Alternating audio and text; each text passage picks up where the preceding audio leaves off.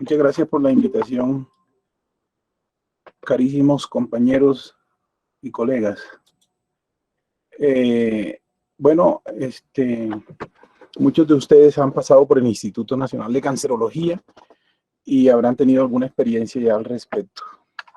Realmente a veces las cosas triviales que parecen una cosa demasiado pequeña se convierte a veces en un caso difícil.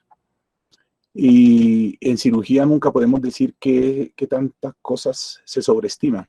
Pero lo que sí debemos hacer es las cosas bien siempre que sea posible. Para eso hay que entender y hay que conocer muchas cosas. Los accesos venosos centrales, que es quizá uno de los procedimientos que hace el residente desde bien temprano en su residencia, no está exento de problemas y de circunstancias. A veces un desenlace puede darse simplemente por lo que haga bien o por lo que haga mal. Yo quiero ser lo más breve posible en esta charla y dar a entender el mensaje que yo quiero que ustedes tengan, pero es un tema muy largo, muy complicado, muy extenso, aunque ustedes no lo crean. En Europa existen especialistas solamente para accesos venosos o accesos centrales. De tal manera que entonces en nuestro medio, en nuestro ambiente de Colombia y de Sudamérica casi no se tiene mucha información detallada al respecto, pero hay sitios del mundo donde se hacen congresos frecuentemente. ¿Qué es un acceso venoso? Es lograr un acceso venoso significa comunicar una estructura venosa con el exterior mediante un dispositivo tubular por maniobras de punción o individualización quirúrgica, leído de otra manera, venodisección, con el objetivo de administrar soluciones parenterales, medicinas, realizar determinaciones hemodinámicas o extraer sangre para analizar. La cateterización venosa, a la que nos vamos casi siempre a estar enfrentados, pues se define como la inserción de un catéter biocompatible en el espacio intravascular, central o periférico, con el fin de administrar soluciones, medicamentos, nutrición parenteral, medios de contraste o realizar pruebas diagnósticas, entre otros. Realmente la historia de la cateterización venosa es extensa. Bueno, comienza como todo con las primeras descripciones de hace más de 2 siglos, pero hay hitos importantes. Por ejemplo, en el año 60, cuando Wilson ya comienza a utilizar catéter periférico y mide la presión venosa central, precisamente el año en que nací. Y en todo este trayecto de vida que llevo se han desarrollado muchas cosas. Ya entonces aparece la técnica de la nutrición parenteral por catéter venoso, utilizan después los reservorios, los de 1 lumen, los de 3 lumen, la técnica de Seldinger por allá por Blewett en el año 74. También aparecen reservorios que se utilizan en catéteres y que llevan un bolsillo subcutáneo para evitar la aplicación frecuente de catéteres en venas periféricas. Y es cuando también Huber diseña su aguja, que es la que se utiliza para la punción de estos dispositivos. Y ya por allá, después del año 2012, ya en el último decenio, digamos así, aparecen y se desarrollan accesos vasculares poco comunes, como el acceso en la vena facial, en la aurícula derecha, la auriculilla, la vena ácido, la vena esplénica, la vena gonadal, etc. Incluso en la vena cava por vía translumbar, o las venas suprarrenales inclusive. Son técnicas un poco más sofisticadas, pero que a veces hay que recurrir a ello. La cateterización periférica es un problema o es una actividad que casi siempre desarrolla el grupo de enfermería. Entonces no voy a insistir tanto en esto, pero generalmente son las venas de las extremidades superiores. Pero en general, las indicaciones para tener ya como tal el uso de un catéter venoso central, que ya no es una cateterización periférica, sino central, que entre otras cosas puede hacerse desde la vía periférica. Son 4 indicaciones importantes. La monitorización hemodinámica para medir la PVC, el acceso vascular, para requerimiento de múltiples infusiones, malos accesos venosos periféricos, por ejemplo. La administración de sustancias vasoactivas o tóxicas irritantes, que son quizás las más frecuentes en caso que se requiera ya implantable, como drogas vasoactivas, antibióticos, nutrición parenteral total y quimioterapia. Y para procedimientos radiológicos y terapéuticos, como acceso a la circulación pulmonar, circuito extracorpóreo e instalación de sonda de marcapaso. Entonces, fíjense todas las indicaciones que tiene un catéter venoso central. En el Instituto de Cancerología, en el grupo de oncología de adultos, estos son los esquemas de quimioterapia que requieren de catéter implantable. Medicamentos con protocolo infusional, de hecho, los de cáncer de colon, cáncer anal, cáncer gástrico, cáncer de cabeza y cuello y cáncer de nasofaringe. Todos con esos esquemas que ven allí, o porque haga parte de medicamentos altamente vesicantes, como el vinorelbine, y también en pacientes sin acceso venoso periférico adecuado. También requiere a veces accesos centrales. Paciente con vaciamiento ganglionar bilateral, a veces también requiere accesos centrales. Esto es las indicaciones básicamente para adultos en oncología. En pediatría, pues obviamente los niños no van a estar sometidos a pinchamientos y a accesos periféricos frecuentes, entonces la ampliación de la indicación es más para ellos por el problema de ser menores. Pero en general, leucemia, linfoma, tumores óseos, lactantes, tratamientos oncológicos, accesos venosos no permanentes en pacientes en UCI o en pacientes con sepsis. La anatomía de la parte superior del tronco y el cuello, y algo muy importante para tener en cuenta desde ya. Desde el sitio donde se hace una punción venosa, ¿cuál es la distancia más cercana? ¿Cuál el recorrido más cercano a la aurícula, al comienzo de la aurícula? Fíjense que la vena yugular interna derecha, desde donde se punciona en un paciente tipo, se llega al inicio de la aurícula a los 16 centímetros. Y es más lejos en la subclavia derecha, llega a 18.4. En la vena yugular interna izquierda a 19.1 y en la vena subclavia izquierda llega a 21.2. Es la distancia más larga para llegar al comienzo de la vena, al comienzo de la aurícula. Entonces, vamos a hablar ya propiamente de los accesos venosos centrales. Los hay de dos tipos, transitorios y permanentes. ¿Cuáles son los transitorios? Pues aquellos que se utilizan bien sea por vía percutánea como los antiguos PIC o los catéteres venosos centrales que ustedes todos los días hacen en reanimación de pacientes. Esos son los transitorios. Se insertan a través de vena subclavia yugular o vena fosa antecubital para llegar a la vena cava superior y de allí a la aurícula derecha. Se usan por un periodo de tiempo limitado hasta 10 días, por lo que se denominan transitorios o temporales. Es un procedimiento de uso generalizado para administrar soluciones hiperosmolares y algunos agentes inotrópicos. Los permanentes se dividen en catéter venoso central tunelizado, como el que ven en la foto, que se instala realizando un túnel subcutáneo desde el sitio de la inserción, puede ser subclavio o yugular.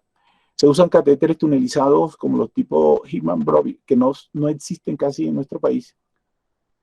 Y algunos tienen válvulas antirreflujo. Se usan en pacientes que requieren tratamientos periodos prolongados en forma continuada o intermitente.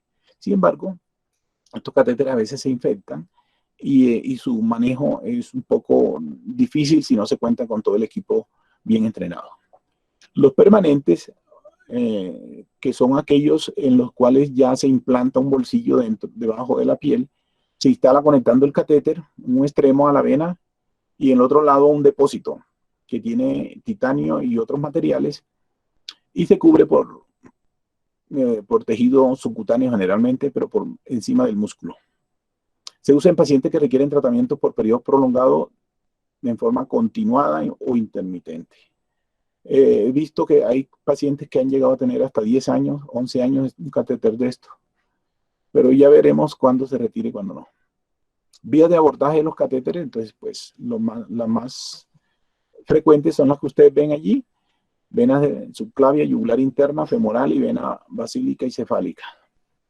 Las técnicas pueden ser con ayuda del ultrasonido, y mediante punción técnica de Seldinger o por individualización quirúrgica o abordaje por venodisección. Son las 4 formas de hacerlo. Algunos tips importantes para caer en el tema. La vena subclavia tiene ventajas de elección en nutrición parenteral, un vaso de gran calibre, tolera alto flujo, de fácil curación y mantenimiento, baja tasa de infección. Tiene desventajas que está situada cerca del vértice pulmonar y de la arteria subclavia, difícil control en casos de sangrado, alto riesgo de neumotórax.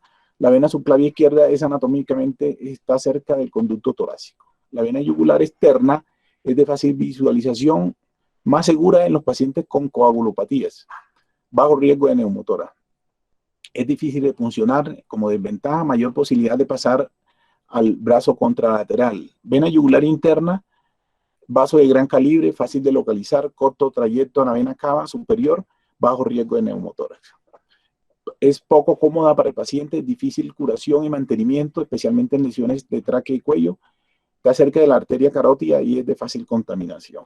La vena femoral es de fácil acceso, vena de gran calibre, es buena para la reanimación de un paciente hipotenso o choqueado. La movilidad disminuida del paciente, riesgo aumentado de flebitis, trombosis e infección. Está cerca de la arteria femoral, difícil mantenimiento y curación. Las venas superficiales del brazo, basílica y cefálica, pueden ser abordadas por el personal de enfermería, baja tasa de complicaciones e infecciones. Los catéteres generalmente de corta duración, riesgo de flebitis y pérdida del catéter. Una lista de chequeos que se debe hacer antes de colocar cualquier catéter, saber el diagnóstico, propósito, revisar las imágenes radiológicas, pruebas de coagulación, conteo de leucocitos, historia de accesos venosos previos, trombosis venosa. Después vamos a ver una lista de chequeos más completa. Pero en general, tratar de averiguar si ha habido accesos vasculares previos, si en el cuello hay masas o ganglios, cirugía o radioterapia, masas mediastinales que compriman la vena cava superior, posibilidad de un procedimiento bajo anestesia local en caso de adulto, en caso de niños casi siempre se hace con general, estados infecciosos locales o sépticos de manera sistémica y la función renal. Hay unos fármacos que puede estar tomando cada enfermo y hay que tener en cuenta cuando se evalúa el paciente para programar. Los antagonistas de la vitamina K hay que pasar a un puente con heparinas intravenosas de bajo peso molecular o subcutánea. Inhibidores de la trombina, como los que ven allí, se debe suspender 24 horas antes si tiene una función renal buena. Si está disminuida la función, puede que requiera el retiro de estos inhibidores 48 horas antes. Dosis terapéuticas de heparina de bajo peso molecular, se omite la dosis de la mañana si se hace en la tarde o de la noche si se hace en la mañana el procedimiento. Y algunas drogas que se utilizan en cirugía vascular o en problemas vasculares, como los que ven allí, a veces requieren hasta una semana para el retiro. Lo mismo la aspirina. En combinación con corticoides puede haber riesgo de herida y se puede suspender una semana antes también. Ahí está la bibliografía. Realmente los catéteres implantables han evolucionado con el tiempo. Hay muchos sistemas de catéteres implantables. Los hay para analgesia, que tienen unas características especiales, son muy delgados. Los hay para aplicar quimioterapia a través de una vena central, como es la que nos vamos a ocupar en el día de hoy, pero también los hay para hacer quimioterapia intraarterial, y estos catéteres son especialmente para ellos. Hay catéteres para drenajes del peritoneo, que son implantables en caso de ascitis rebeldes, cáncer de ovario, etc. Y así hay una cantidad de sistemas que se han adaptado a cada necesidad. Los catéteres implantables intravenosos o venosos centrales han evolucionado también. En los que ven ustedes en la parte de arriba de la fotografía eran los primeros, que eran un epoxi, una sustancia que a veces se quebraba o a veces se fracturaba con la aguja que se intentaba funcionar, y han evolucionado a los que están abajo, que tienen silicona y un cilindro metálico muy duro que no permite que la aguja que lo explore la vaya a perforar hacia atrás, y son de fácil reconocimiento radiológico. Lo mismo que la forma como se hace el plug del catéter al dispositivo de depósito también ha evolucionado. Y bueno, estas cosas que han ocurrido durante mucho tiempo. La idea es que se tenga un catéter durable, que no pese mucho, que no sea muy alto y que sea de fácil colocación y extracción, por supuesto, y que sea seguro desde el punto de vista de infección. La silicona que está en el aro donde se funciona puede, con una aguja de Hoover calibre 22, puede tener hasta 3000 punciones, que a veces no se logran en un paciente. Y los hay de tamaño variable según el individuo. Estas son las partes que tiene un catéter implantable de una marca dada, en donde ustedes ven cómo siempre las punciones deben hacerse perpendicular al catéter, y siempre ir rotando a veces en forma de horario de los sitios donde se está haciendo la punción. Esto debería hacerse por el grupo de enfermería de manera sistemática. La conexión al CELSAI son ejemplos de lo que yo les estaba diciendo, la forma como se empatan. Y bueno, contraindicaciones: infección generalizada, alteraciones en la coagulación, infección localizada en la zona de implante, neutropenia, neutropenia relativa, es relativa, la infección localizada también puede ser relativa, algunas cosas se pueden solucionar, como las alteraciones en la coagulación, por ejemplo, con productos sanguíneos, pero las alteraciones del flujo vascular deben ser tenidas muy en cuenta, porque un síndrome de nacada superior o una masa mediastinal podría hacer que los desenlaces no sean buenos. En caso de los niños, la contraindicación para anestesia general, lo que les había dicho, tumores mediastinales. Es una aproximación de la anatomía que ya ustedes conocen. Ustedes saben que se coloca al paciente de cúbito supino, un poquito de Trendelenburg, se hace una punción que debe iniciarse al final del surco delto pectoral, dirigida hacia un punto medio entre el cricoides y la parte superior del esternón, generalmente hacia la parte más superior del hombro contralateral. Haciendo una presión negativa, se obtiene la venopunción satisfactoria. Esto es lo ideal, porque yo veo a veces que muchos de nosotros hacemos una punción muy cercana a la vena subclavia y debe estar lejos para que el vector sea recto y no curvo debajo del hueso de la clavícula, porque esto va a tener mortificaciones que ya veremos.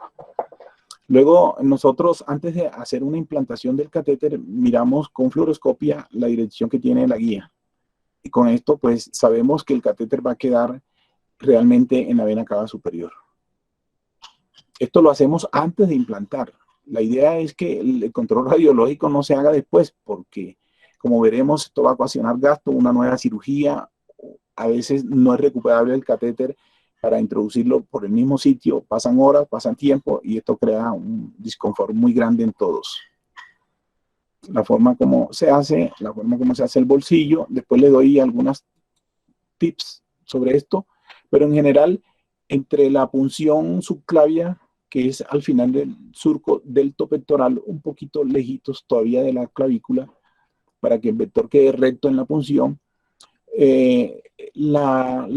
se hace anestesia local en la distancia que tiene la misma aguja hipodérmica, y después en un ángulo recto que baje desde la punción, y en otro ángulo recto horizontal se hace también la misma distancia que tiene una aguja hipodérmica. Se hace anestesia sobre la parte de la dermis y subdermis en ese sitio para hacer la incisión donde entraría luego el tambor.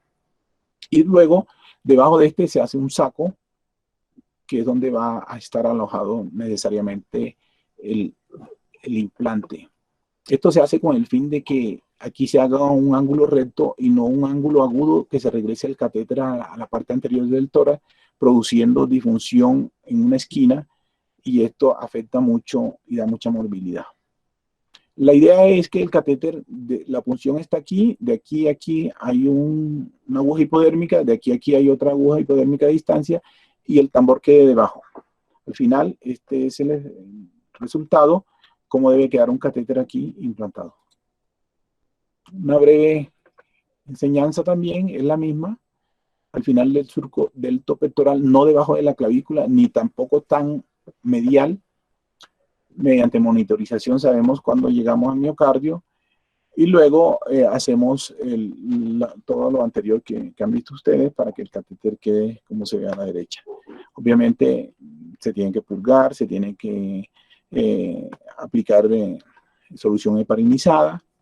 Nosotros generalmente utilizamos medio centímetro de heparina en 250 o lo que es igual 500 mililitros de solución salina con 1 mililitro de heparina. Algunas personas ya se han familiarizado con el ultrasonido. Nosotros en el instituto no lo hacemos de ordinario para las punciones subclavias y realmente la subclavia no tiene una ventana muy buena para el abordaje por ultrasonido. Lo que sí se obtiene es la parte cercana de la axilar y desde allí se hace la punción bajo guía de ultrasonido, pero no directamente sobre la subclavia.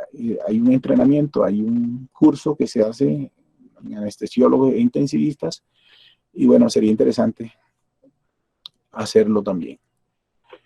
¿Dónde debe estar la punta del catéter? Creo que esta es una de las preguntas más importantes que hacemos nosotros, porque estar en el lumen de una vena no significa que hayamos tenido éxito. Yo creo que una de las metas, y quizá la más importante, es dejar el catéter, la punta donde debe estar. Es quizás la meta más importante. Y después le digo por qué. Veamos. Cuando se deja la punta del catéter en la vena brachiocefálica, se llega a una trombosis casi de 1 de cada 2, 45.2%. Y problemas funcionales llegan al 6.5% para un total de problemas del 51%. Y si sigue bajando la punta del catéter al sitio ideal, tenemos que en el tercio superior de la vena cava aún sigue la trombosis venosa y los problemas funcionales altos para una morbilidad total del 35% por la posición de la punta. El tercio medio de la vena cava superior ya disminuye a 4.2 y los problemas funcionales son menores y total llega a 5.6. Pero vean esto, la parte final de la vena cava, cerca de la aurícula, o sea, el tercio inferior de la vena cava, la trombosis venosa se obtiene en la mínima tasa de complicaciones, 1.5%, problemas funcionales de 0, para un total de 1.5. La aurícula derecha ya comienzan otra vez a ver si uno se pasa de largo con la punta del catéter, vuelve a tener problemas, trombosis, problemas funcionales y llegan al 11%. Entonces, ¿por qué es importante que esté en la unión cavo-atrial? Porque es un área de alto flujo, se diluyen bien los medicamentos, porque la punta está paralela al vaso. La punta del catéter queda libre y flotante y móvil. Hay pulso y turbulencia creada por la contracción del atrio. Hay colocaciones más proximales, como las que vimos anteriormente, que producen más trombosis, y esta no. La punta del catéter en el atrio se asocia a perforación cardíaca y taponamiento, arritmia y trombosis inducida por catéter. Entonces, por eso la unión cavo-atrial es el sitio ideal para dejar la punta del catéter. Ahora bien, de todo esto sale una sentencia que yo creo que es magnífica para resumir todo. La posición de la punta del catéter surgió como el factor pronóstico dominante independiente para la reducción de la duración específica del dispositivo o de la duración específica del dispositivo sin complicaciones. Entonces, no nos contentemos porque salió y hubo retorno, porque apenas comienza la evaluación. La punta del catéter debe estar en la unión cavo-atrial. Entonces, ¿cómo sabemos dónde está la unión cavo-atrial? Entonces, hay dos maneras, una por radiología y otra por electrocardiograma. ¿Dónde queda la punta del catéter? Si vamos a hacer una fluoroscopia o una radiografía intraoperatoria para ver la punta del catéter, ¿qué referencias tenemos para saber que está en la unión cavo-atrial? A eso se refieren los siguientes minutos. Si esta es una radiografía, en una radiografía que ustedes pueden tomar, ustedes pueden ver normalmente que la columna de aire de la cava inferior, de la tráquea inferior y de los dos bronquios se nota aquí fácilmente. Y la punta del catéter debería estar entre 1 y 2 centímetros por debajo del borde inferior del bronquio fuente derecho, como se ve allí. La parte final de la flechita amarilla debería ser el sitio ideal para dejar la punta del catéter. Esa es la unión cavatrial, anatómicamente correspondida con la radiografía. En este caso, por ejemplo, de la izquierda arriba, ustedes ven que este catéter no está paralelo a la vena cava. Por lo tanto, todo catéter que llegue perpendicular u oblicuo al eje mayor de la vena cava es un catéter que generalmente está alto.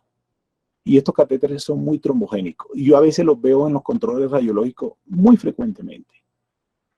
Entonces, ¿qué pasa cuando el catéter es tan demasiado corto como en el lado, en esta punción izquierda? Entonces el catéter llega de manera perpendicular, como yo les decía. Este catéter está, si acaso, en la vena inominada o el inicio de la vena cava. Es un catéter trombogénico.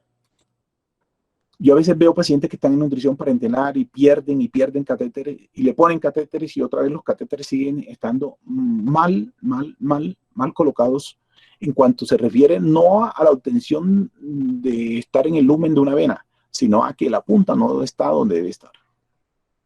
Catéteres demasiado largos que llegan a la aurícula, como en este caso, casi siempre con la lateral, a veces incluso pasa la aurícula y llega a la vena cava inferior. Son catéteres demasiado largos.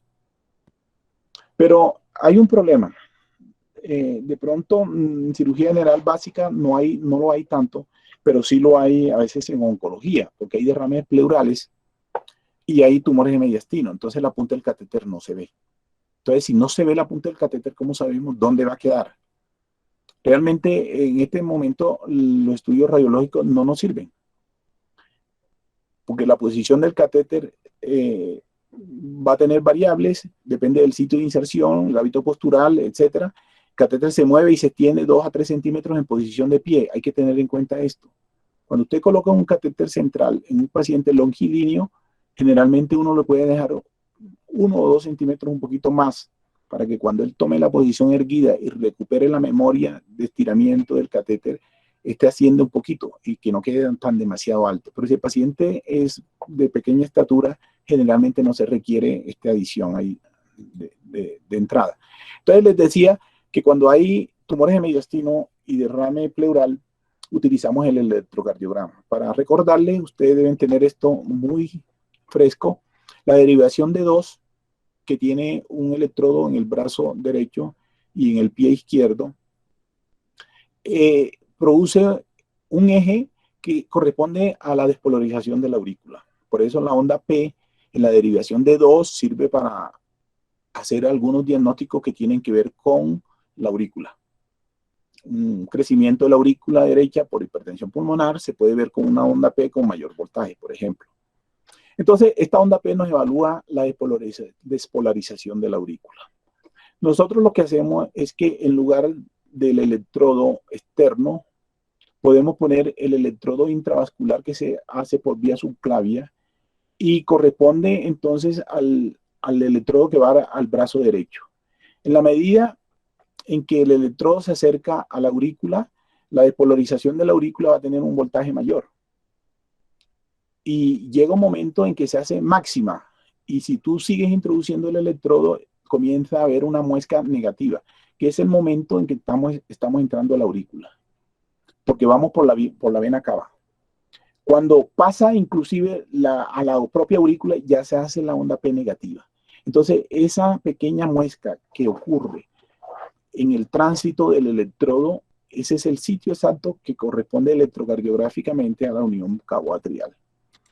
Y estas serían las imágenes brevemente de cómo se vería. Una onda P normal que está acá arriba, que corresponde prácticamente a un electrodo en el brazo, pero cuando el electrodo se va acercando, como aquí, se hace una onda P muy positiva, porque estamos al comienzo de la aurícula, donde comienza la despolarización prácticamente de la aurícula derecha. Y cuando hay una onda P negativa, una muesca, es en la unión cabo-atrial. Y luego se hace negativa, y más negativa se llega a la cava inferior. Entonces, esta es la manera electrográfica de saber que estamos en la unión cabo-atrial para ciertos casos. Este es un ejemplo de lo anterior, donde ven ustedes la morfología del electrodo. Lo hemos hecho en el instituto. Aquí se pone el electrodo sobre, sobre la guía. Se deja el electrodo normal afuera, mientras tanto, pero se tiene un bypass para seleccionar el electrodo normal para un electrocardiograma normal o para utilizar el electrodo que se está utilizando como guía, como parte de la derivación de 2. Y vemos una depresión, una disminución de la onda P, como en la foto de abajo, de unas pruebas que hicimos en el instituto alguna vez. Importancia de la posición de la punta del catéter. El gold estándar es la unión cabo-atrial. El reposicionamiento después de un procedimiento inicial de un catéter central totalmente implantable es imposible sin una nueva intervención. Conlleva a, porque puede posponer el tratamiento, crea estrés en el paciente y en el equipo de salud y aumenta los costos. Entonces, de manera que el paciente debe salir de sala de cirugía con un catéter bien colocado en el lumen de la vena y en la punta donde debe estar. Esa es la conclusión de todo lo anterior. Complicaciones de los catéteres centrales, ustedes las conocen igual que yo. Hay mecánicas y hay infecciosas. Las mecánicas las hay inmediatas y tardías. Entre las inmediatas está el neumotoras, hemotoras, la mala posición del catéter, la tardía, la trombosis y la obstrucción. Y las complicaciones infecciosas, que son la bacteremia asociada al catéter, la sepsis asociada al catéter y la flebitis, y muchas otras que están en un diccionario que tenemos nosotros en la guía de catéteres del instituto, que ustedes pueden obtener. Las complicaciones operatorias, fallas en la técnica quirúrgica, hemoneumotora, fístula arteriovenosa, embolismo aéreo, orientación errónea del catéter, conexión incorrecta del catéter con el puerto, codadura, síndrome de Pinch-Off para algunos. Ahora les voy a decir de qué se trata esto.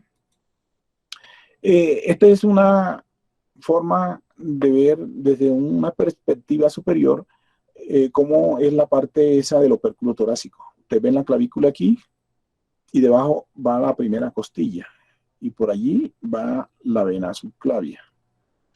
Lo que pasa es que el paciente, cuando lo colocan ustedes con su correspondiente posición, se abre esto y ustedes pueden hacer una punción muy interna, muy medial. Al hacer una punción muy medial, puede incluso obtener vena, retorno y todo, y dejar el catéter incluso bien puesto.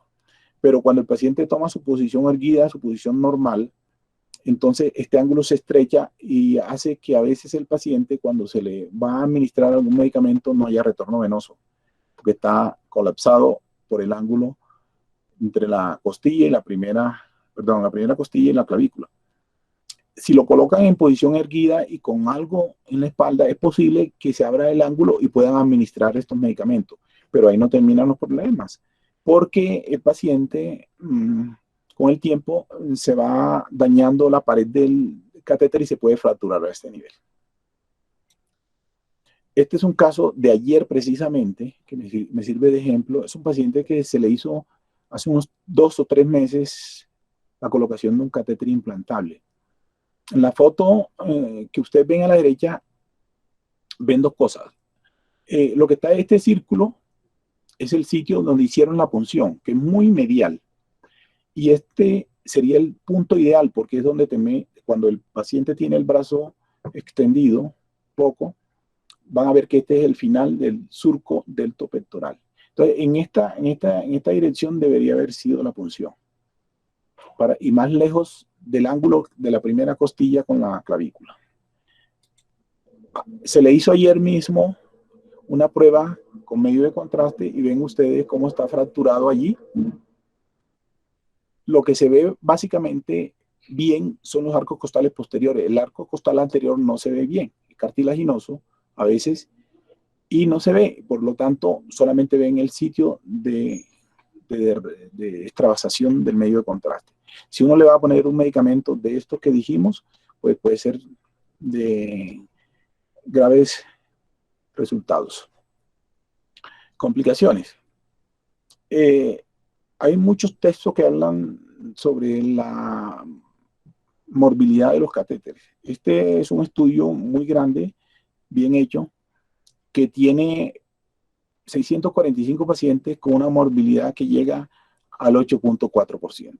Pero estas son, por ejemplo, infección postoperatoria muy baja, 1.24%, infección tardía, 2%, trombosis de catéter, 0.93%. Son grupos especializados en manejo de estos catéteres. Eso no refleja realmente nuestra experiencia aquí en nuestro país.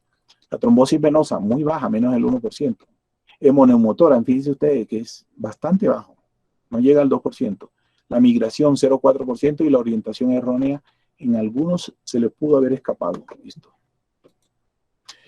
¿Qué consideraciones médicas para la implantación venosa? En el preoperatorio, pues lo que ya dijimos, considerar sobre todo el estado físico, costumbres, si el paciente es diestro, el estado de la piel, la obesidad, si está muy sarcopénico, si hay radiografías ya previas del tórax, escoger el catéter de acuerdo al tamaño del paciente, generalmente entre 6,5 y 8 en adultos. Previo al abordaje quirúrgico, la posición, que ya esto lo saben ustedes, la técnica séptica, la maniobra de Seldinger, todo esto. Y durante el procedimiento, pues las mismas que ustedes saben, no voy a insistir tanto en esto, son cosas que ustedes saben, siempre hay que parinizar el catéter. Y posterior al procedimiento, pues realizar una radiografía de control dentro de la sala de cirugía, si es posible, para ver si ha habido un problema de última hora y consignar los datos que tienen que ver con el registro. ¿Qué vena y para qué paciente? Vena femoral, infección 18.8%, trombosis 21.5%, vena yugular interna, infección 4 a 8.6%, trombosis 7.6%, vena subclavia, para reforzar lo anterior, 1.5% en este trabajo y llega máximo al 4%, y la trombosis no llega al 2%, de manera que siempre será de elección para todo paciente la vena subclavia y sobre todo la derecha. El orden sería vena subclavia derecha, si hay problemas, pasar a la vena yugular interna derecha, y esta debería hacerse con ayuda de ultrasonido idealmente, porque las punciones arteriales son muy frecuentes. Luego, si estas dos no han sido posibles, debería pasarse hacia la vena subclavia izquierda, se hace como forma de una N en el cuerpo, y luego la vena yugular interna izquierda. Antes de pasar de un lado al otro, debe haber una radiografía de control para ver si no hay neumotora en el lado que ya se descartó. Definiciones para infecciones, hay muchas. La colonización del catéter es lo que ustedes ven allí, cómo se define colonización del catéter, no quiere decir que haya sepsis.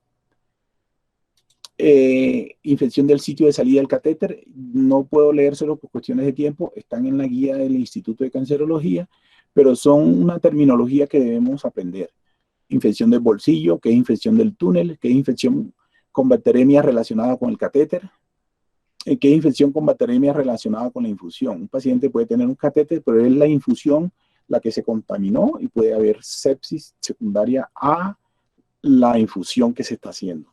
Y así hay muchas otras terminologías que nos permiten saber en qué estamos fallando, qué fue el problema inicial sobre la sepsis. Publicaciones muy importantes. Esto está en inglés, yo se los traduje de manera breve, es así. El uso de catéteres impregnados de antimicrobiano. ¿Qué tipo de complicación o intervención sustenta esto? La razón fundamental, reduce el riesgo de infección y los costos, pero cuando hay una tasa de infección relacionada con catéter mayor del 2%. Si usted tiene una tasa mayor del 2%, debería leer y entrenarse más sobre el uso de antimicrobianos impregnados en el catéter. Pero si no, y está cumpliendo todo, no hay necesidad. Si el sitio de inserción del catéter en la vena subclavia, pues la infección relacionada al catéter en vena subclavia es baja cuando se compara con la yugular o la femoral, como lo habíamos visto. El uso de máximas barreras estériles y precauciones durante la inserción del catéter.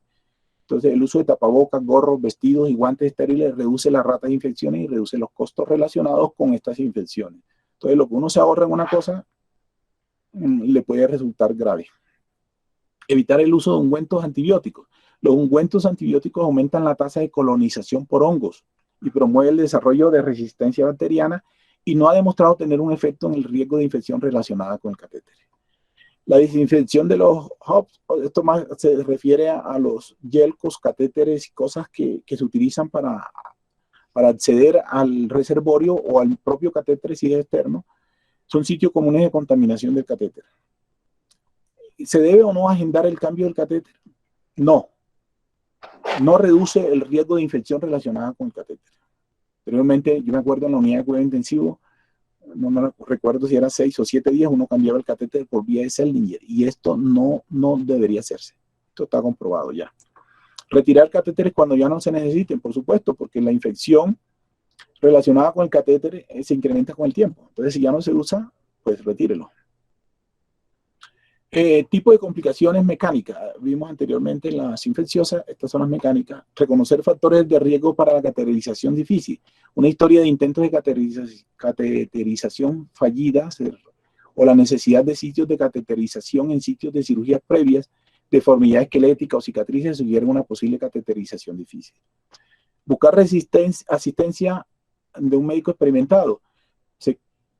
Se entiende que una persona que haya hecho más de 50 de estos procedimientos tiene menos posibilidades de complicaciones que el que ha hecho menos de 50. Evitar cateterización venosa femoral, sí, porque las complicaciones de la cateterización venosa femoral son más altas que las de la vena subclavia y yugular interna. El uso de ultrasonido durante la cateterización de la vena yugular interna, claro, es válido. Disminuye no solamente el tiempo del procedimiento, sino la tasa de cateterizaciones no exitosas. ¿Se debe agendar rutinariamente el cambio del catéter por cuestiones de tipo mecánico? Pues tampoco. El cambio de catéter rutinario a otros sitios incrementa el riesgo de complicaciones mecánicas. Las trombóticas, la inserción del catéter en la vena subclavia lleva a bajo riesgo de trombosis relacionadas con el catéter cuando se compara con la femoral. Entonces hay tipos de complicaciones mecánicas, trombóticas, y las hay infecciosas, y un tópico por lo menos sobre cada uno de ellos. Una cateterización de la yugular interna por diferentes técnicas, esto no voy a entrar en esto, pero por ejemplo, aquí esta es también una extensión de lo que he dicho anteriormente sobre las complicaciones que tienen que ver con la vena subclavia y las demás, en la cual siempre es favorable la punción subclavia. Es uno de los tantos fluogramas que hay, no voy a entrar en detalles, y es para recordarles que esto es una parte de una especialidad. En Europa hay especialistas solamente en accesos venosos, y hay un journal de accesos vasculares, solamente, y se hacen congresos que duran a veces hasta una semana, en el mundo sobre accesos vasculares. Lo que he dicho es apenas un breve panorama de lo que más nos preocupa a nosotros como cirujanos. Vamos a repasar. El abordaje seguro en pacientes con coagulopatías. Como no los estoy escuchando, simplemente voy a dejar que lo lean, hagan un razonamiento y digan cuál podría ser el abordaje más seguro en pacientes con coagulopatía. Lo dije al inicio de la charla. Y es la vena yugular externa. Obviamente tiene otras circunstancias adversas, pero en lo que se refiere a un paciente coagulopático es un buen sitio para hacerle una punción, porque el sangrado allí es más controlable. ¿Cuál acceso venoso se asocia más a complicaciones por punciones arteriales, de mayor a menor frecuencia? ¿Cuál sería el grupo? Yugular externa, femoral, subclavia, cefálica, yugular interna, femoral, yugular interna, subclavia, subclavia, femoral, yugular interna. Los sitios más frecuentes a complicaciones por punciones arteriales es la número 3. En el orden son femoral, yugular interna, subclavia. ¿Cómo se calificaría el control radiológico en la punta del catéter? Ya lo hemos visto, es un catéter que llega oblicuo, que la punta se ve muy arriba del bronquio fuente derecho. La flecha verde de abajo indica el sitio donde debería estar la punta. O sea, es un catéter que quedó corto. ¿Es necesario agendar el cambio de catéter subclavio cada X días? Pues falso, lo hemos dicho ya anteriormente. Alguna vez, esta foto es muy antigua. Alguna vez yo iba pasando por el piso de hospitalizados y yo no sé a quién se le ocurrió en una traqueostomía con un vaciamiento de cuello y fístula de cabeza y cuello, estar con un catéter subclavio en ese sitio. Esto no debería ocurrir. Y un aseo que daban ganas de salir llorando con el manejo de este paciente. Y yo estaba viendo otro paciente y simplemente miré al lado y vi y le tomé esa foto a esta señora. Algunas complicaciones relacionadas con la colocación del catéter: dejar el reservorio debajo de la herida. Esto no debería ocurrir, porque se extruye, se abre, y a veces los pacientes el segundo día ya le están administrando quimioterapia. Y solamente colocar los dedos allí para tratar de palpar el tambor, ya comienza a abrirse el paciente y el estafilococcus epidermidis o estafilococcus aureus puede penetrar. A veces algunos, sin que sea demasiado flaco este enfermo, le ha dejado el colgajo de piel, el saco muy delgado, con poca grasa, y se comenzó a momificar, digamos, a pergaminar la piel suprayacente, y a veces sale el aro completo de piel de ese sitio, porque lo hizo muy superficial. ¿Mm? A veces no se revisó a un paciente que estaba tomando aspirina, de pronto no contestó o no se le preguntó, y este paciente llega al séptimo día sin sepsis ni nada, sino con una masa ahí a nivel del sitio donde se había implantado el catéter. Entonces hizo una hemostasia buena y además estaba tomando aspirina. Entonces tenía un hematoma que se drenó. Esto es más o menos lo que yo quería presentarles. Yo creo que podemos tener tiempo para las preguntas si ustedes lo desean.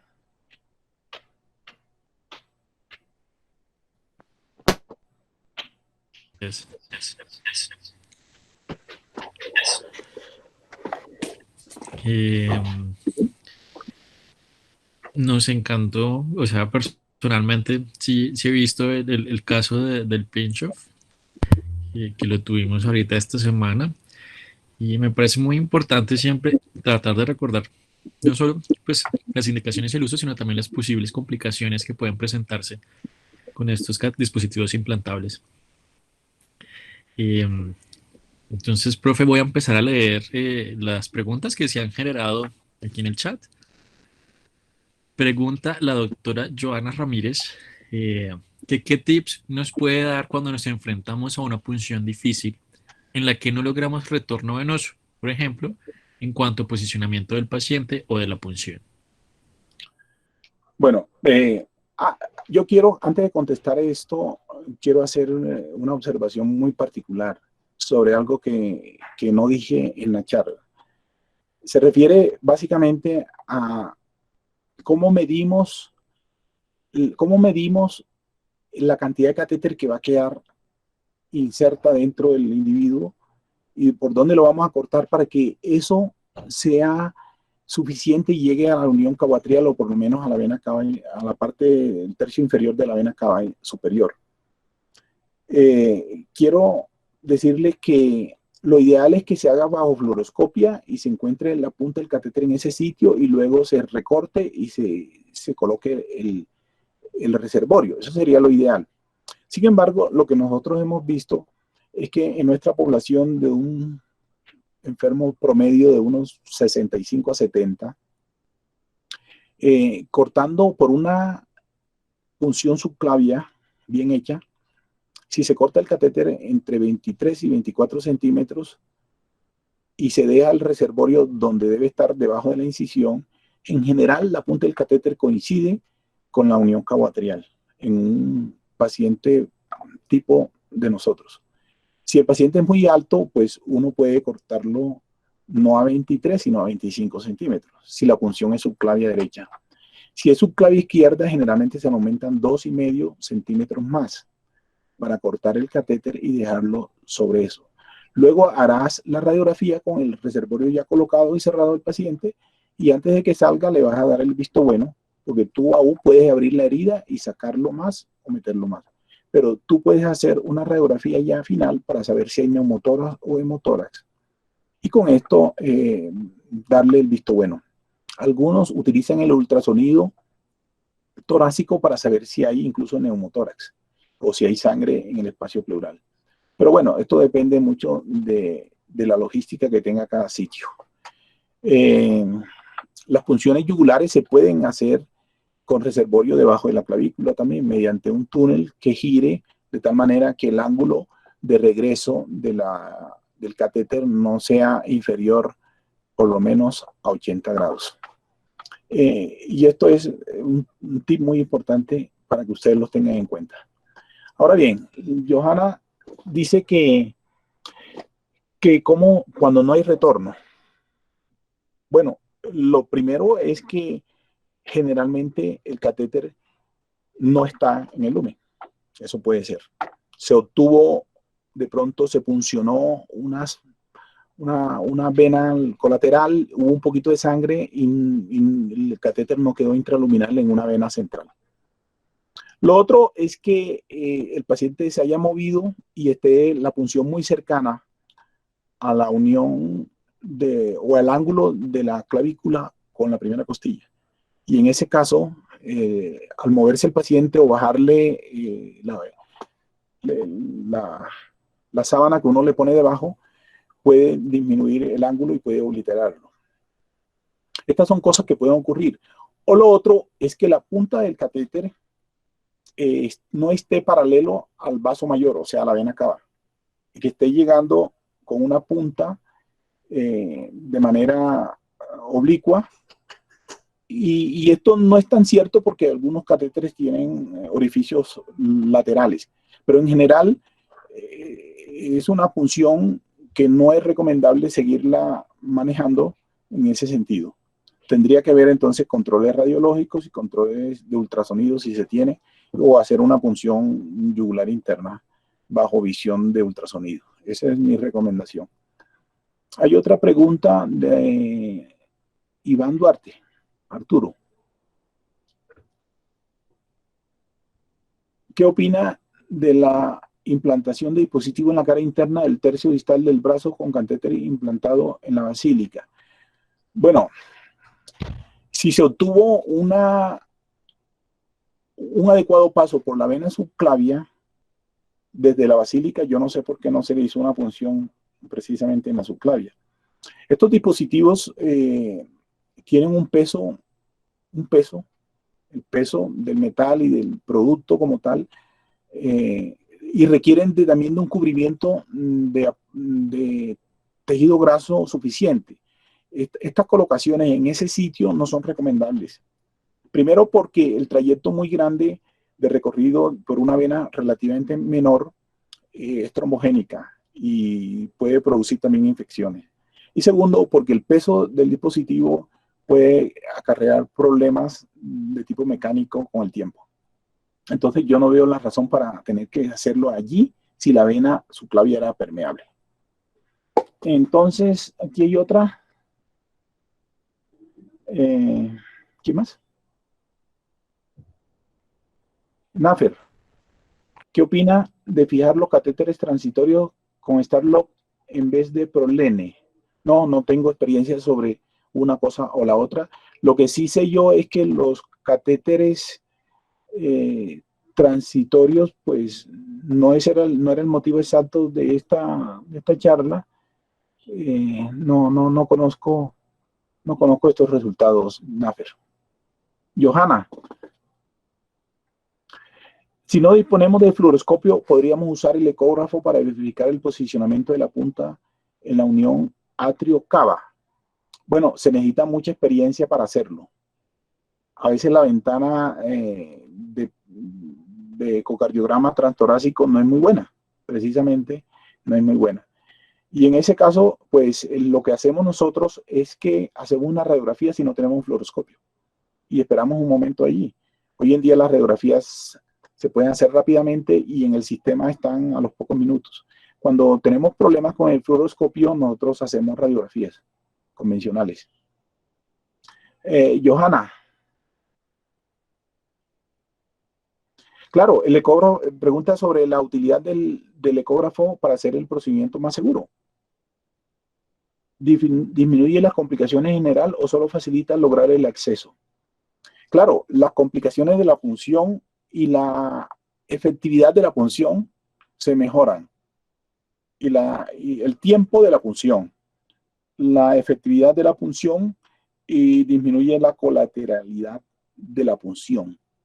Disminuye la posibilidad de punciones arteriales en caso de una vena yugular interna, por ejemplo, o una femoral. Para la subclavia, la ventana de ultrasonido no es muy buena, a menos que se entrene en hacer una punción desde la axilar. Estas punciones, cuando un paciente está trombocitopénico, es un dato muy importante y no se puede corregir fácilmente. O cuando el paciente tiene alguna otra coagulopatía no bien corregida, se prefiere hacer punciones bajo ultrasonido desde el inicio. Algunas guías nacionales, como una guía que hicieron los anestesiólogos en la Fundación Santa Fe hace algunos años, recomendaban, como ellos lo necesitan es para el procedimiento anestésico, hacer la punción inicialmente yugular. Pero como estamos hablando de catéteres venosos centrales implantables, se prefiere la subclavia. Ellos decían que después de 3 punciones fallidas se debería pasar a ultrasonido. Yo pienso que en el lado de nosotros que hacemos punciones subclavias, la punción arterial debería abandonar inmediatamente el procedimiento y hacerla en la yugular interna ipsilateral o en la otra. Si ustedes por equivocación el flujo no era muy grande de una punción arterial y dejaron el catéter intraarterial y se dieron cuenta muchas horas después o el día siguiente cuando vieron la radiografía, por favor no lo vayan a retirar enseguida. Utilicen al cirujano cardiovascular o al cirujano vascular, porque hemos tenido desenlaces graves con el retiro del catéter que está intraarterial.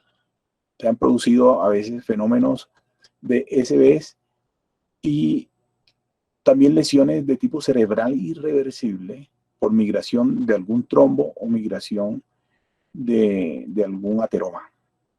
Entonces, ellos tomarán las medidas pertinentes con clampeo para iniciación y retiro formal, y es una recomendación que se las doy. No hagan eso a menos que la punción fue inmediata y hacerle presión sobre el mismo. Que ya se dieron cuenta que hubo una punción arterial inmediatamente, ustedes retiran y hacen presión.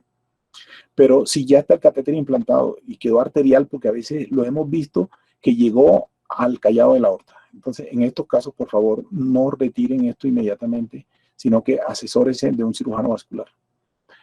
¿Qué más? Tantas preguntas, veamos. En infecciones asociadas al catéter, ¿cuándo deberíamos retirarlo?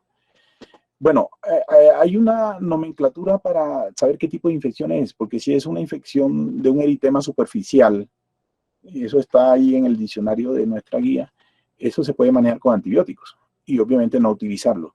Pero si hay pus, secreción a través de la herida del catéter, generalmente son catéteres que se han implantado recientemente, se debe retirar el catéter. Se debe hacer cultivo de la punta del catéter y hemocultivo simultáneamente. Dice, después de terminado el tratamiento quimioterapia, ¿en qué momento se debe retirar el catéter implantado? Depende de la enfermedad. A veces a nosotros no somos los que iniciamos o promovemos el retiro del catéter. A veces algunas quimioterapias podrían ser utilizadas como rescate y a veces requiere catéteres. Entonces es el oncólogo y solo el oncólogo quien nos sugiere que quitemos el catéter. Obviamente, si un catéter no se está utilizando para nada, se debe decirle al enfermo que le pregunte a su oncólogo si ya está para retiro. Si es que vienen a nosotros, porque generalmente esos pacientes no siguen con nosotros, siguen por oncología. ¿Qué más?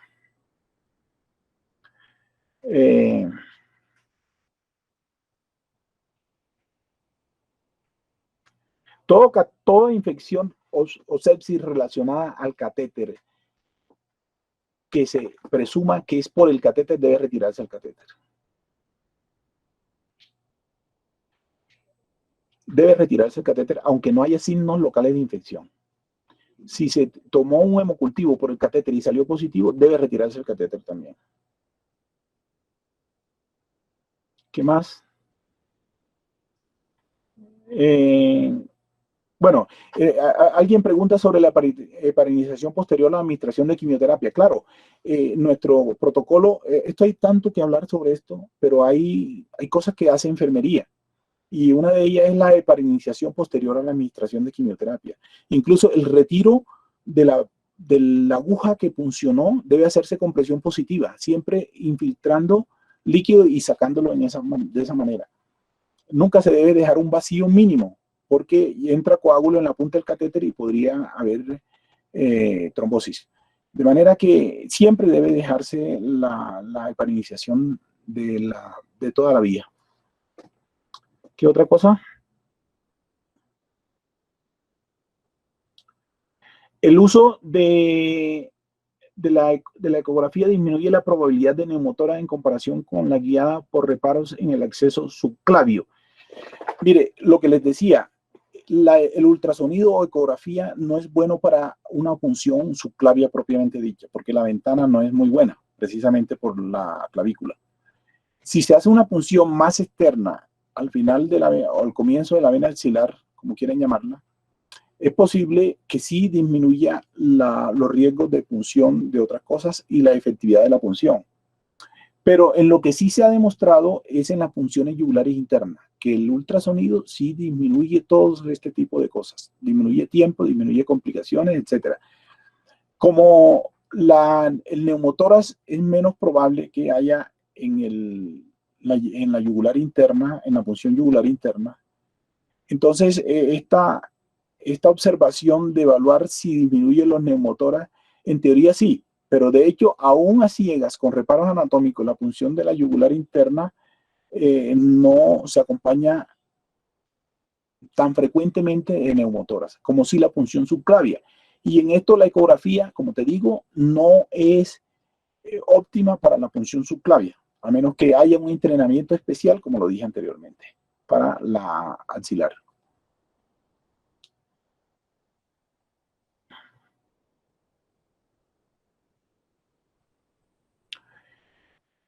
Preguntan algo sobre infecciones en otros sitios, dependiendo del tipo de infección.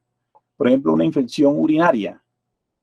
Una infección urinaria que ya venga en mejoría, se puede colocar el catéter si se requiere. Todo depende de la urgencia, de la necesidad de utilizar un catéter. Pero en general, el paciente con CIRS no debería utilizarse inmediatamente la técnica de implantación de catéter. ¿Qué más preguntan aquí?